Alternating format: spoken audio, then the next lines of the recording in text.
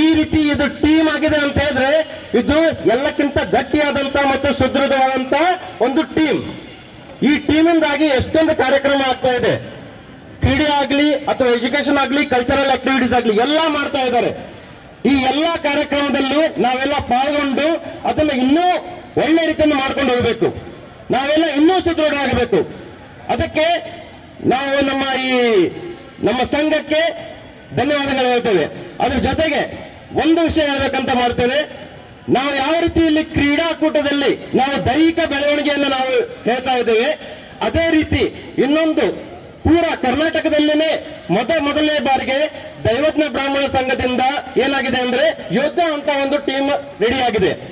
ಅದು ನಮ್ಮ ಎಲ್ಲ ಮಕ್ಕಳಿಗೆ ಬೌದ್ಧಿಕ ಮಟ್ಟದಲ್ಲಿ ಮೇಲೆ ತರಬೇಕಂತ.